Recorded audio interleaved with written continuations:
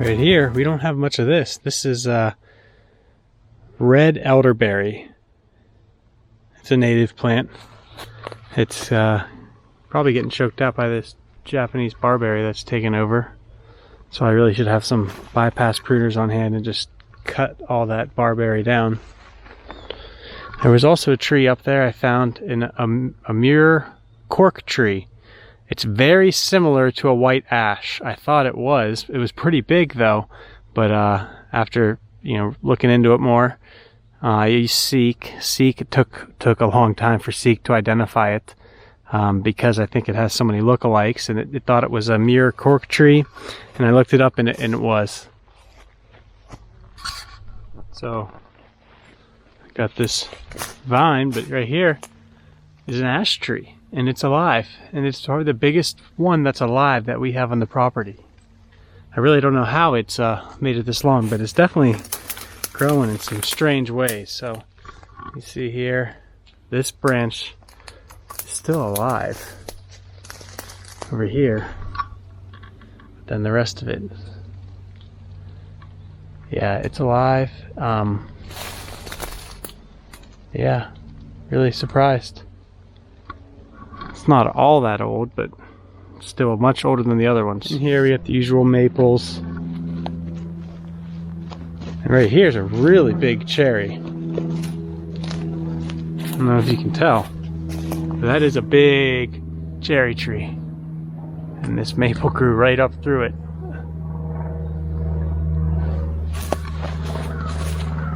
And you see, here you can kind of tell how big that was.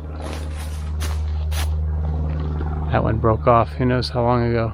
My dad probably knows. But yeah, that's big.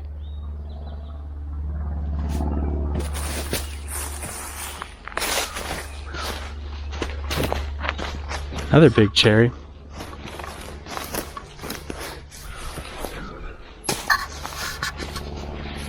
Another ash tree. And every time I'm looking at one of these trees, I end up getting multiple rows all through me. Got cut up on the leg pretty good. I won't show it because Kate doesn't like blood. But yeah. Oh, the cherry's not as good as it looked from the other side. Still pretty straight. You can see that maple's been through a lot. I don't know how well you can tell. But that beam there, and up in there. Oh, that one there is hanging on by just a little bit. It's kind of a little scary. See how big that is and all the weight it's got up there. And that's all that's keeping it together, is right there. It's not a lot. A lot of multiple rows, or I'd get closer for you to see. I'm not going to spend much time under there. Nice part of the creek. Got a lot of nice rocks. This was always fun as a kid. Catching crawfish or salamanders. Water's really low right now. Hasn't rained in a while. Back on the trail. This is taking me a long time. But I haven't been in this part of the property in quite some time. I don't come over here a whole lot. So I think that's what's taking me longer. Stuff I haven't seen in a while. Everything's growing, and yeah. Made it to the bottom of the driveway. Normally this is much higher. We're up behind my grandma's now, and here's some honeysuckle, invasive, multiflora rose. A lot of Japanese stilt grass, but then there's also some native grasses in here. A lot of red pine. That's looks to be doing all right, actually. Most of them are healthy. Cherry. Right here's a shingle oak. The leaves look really different to most of the oaks we have around here. It's really nice and open in here, which is important to have some open canopy. At least that's what I've heard.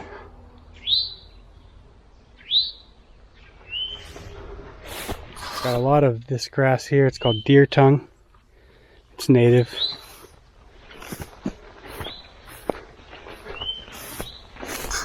More of that. A lot of good-sized hills coming up in here to the orchard. Bunch of deer.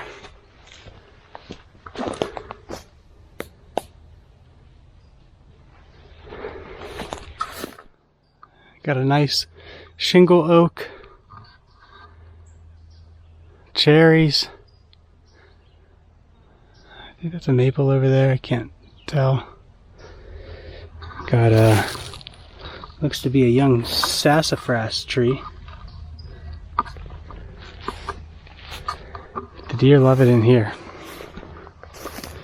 The stilt grass is not in here, or it's just these other grasses grow taller, which is nice. You can see some deer beds in here. This would be the place to be for a deer.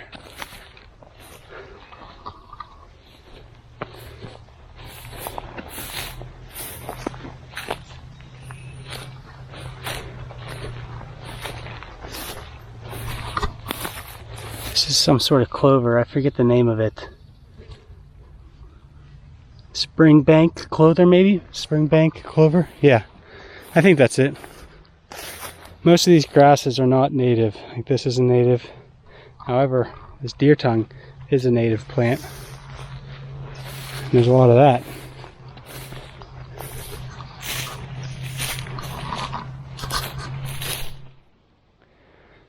Just saying though, really love this little meadow area here. My dad had cleared this out. Gives a lot of these oaks and these cherries and maples. Less competition. It allows for more grasses to grow. And back in here to the shade, and we got stilt grass again. Something that we do have a lot of here, all over the property. This is white snake root. In like August, it turns to like a nice white flower, and it's just beautiful. You'll see it all over. So there's a lot of that. I like that plant a lot. We call this the orchard because it used to be an orchard. There used to be a big apple orchard in here, really big. Got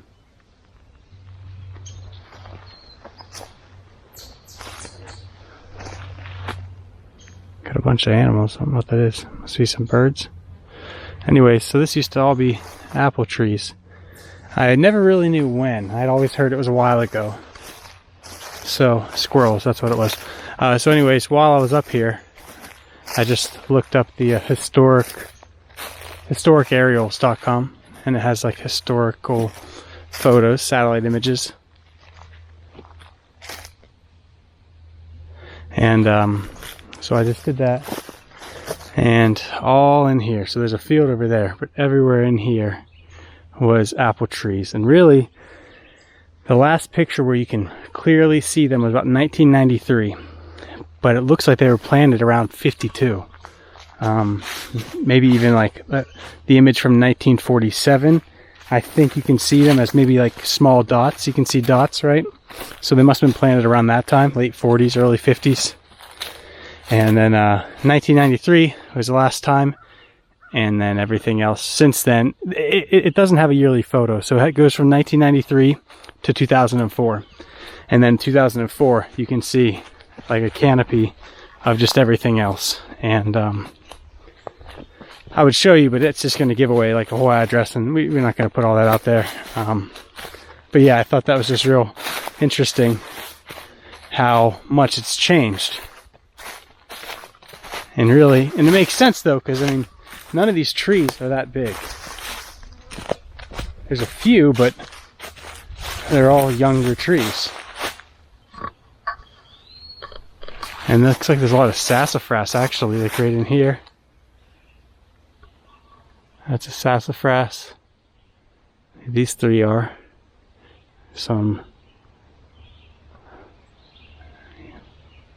maples.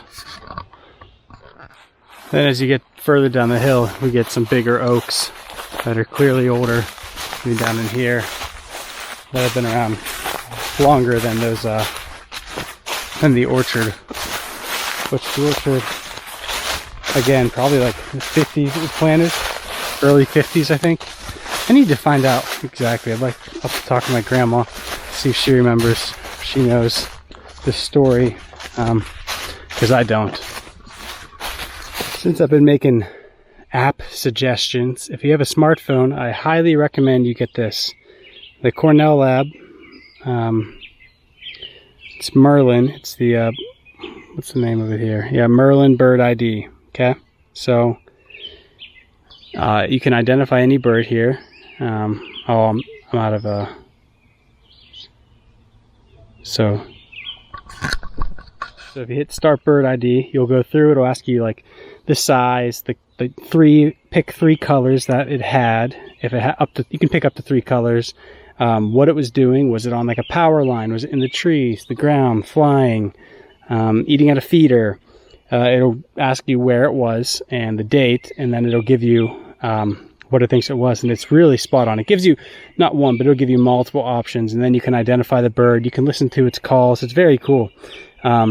But then there's a sound ID here, which I really like. For right now, I hear a lot of birds, so just hit that. It listens.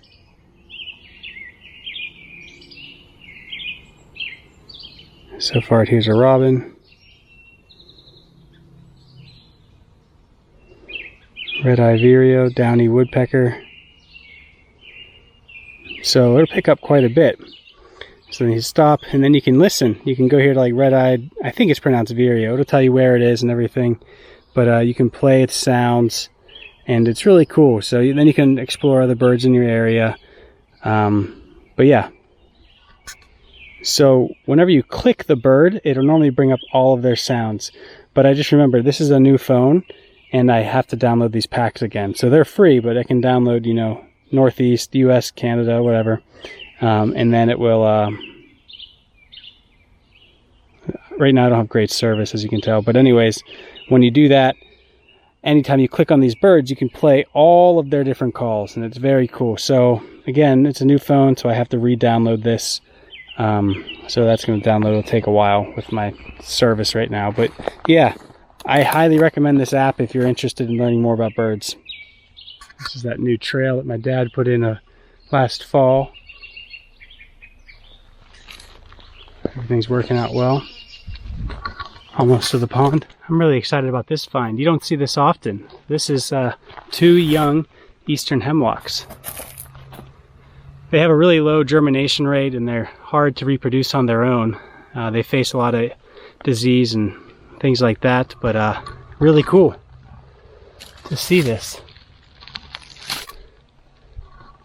Alright, well, I stopped and talked with my cousin Christian down by the pond for a little bit, and then once I got up, I was in the wood yard, saw my dad, stopped, talked to him, and got up to my parents' house, stopped, talked to my mom. So now we're back on the trail. And this will be the longest 2.5 mile, 3 mile walk ever. I've been out here for an hour and a half, probably close to 2 hours now, just looking at different plants.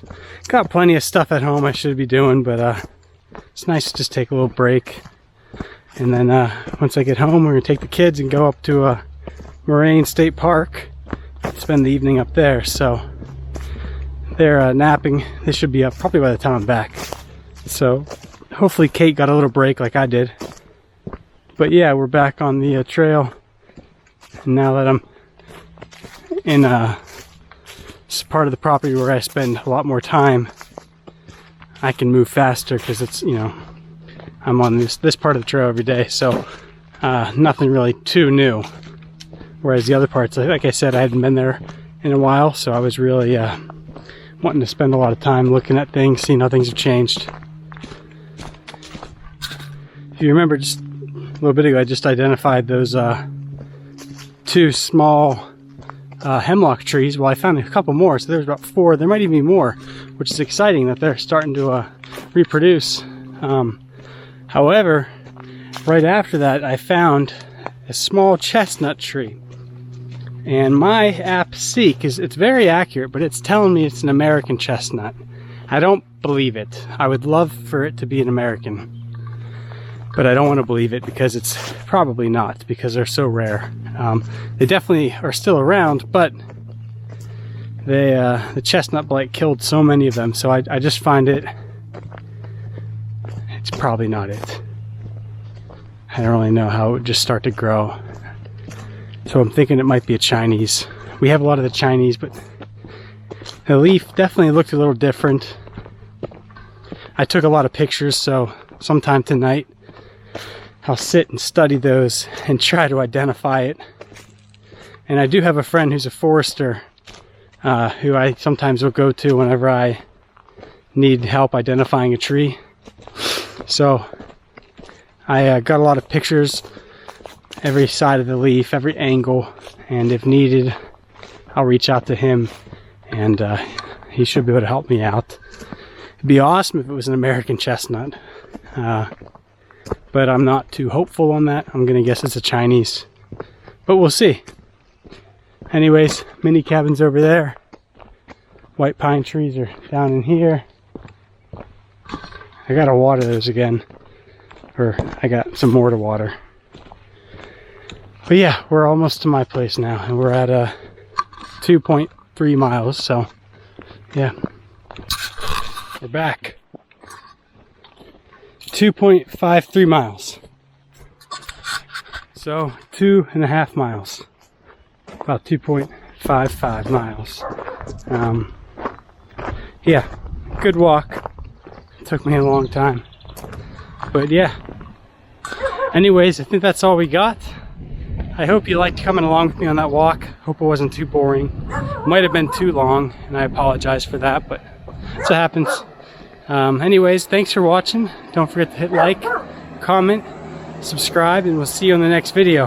Hi, Jake.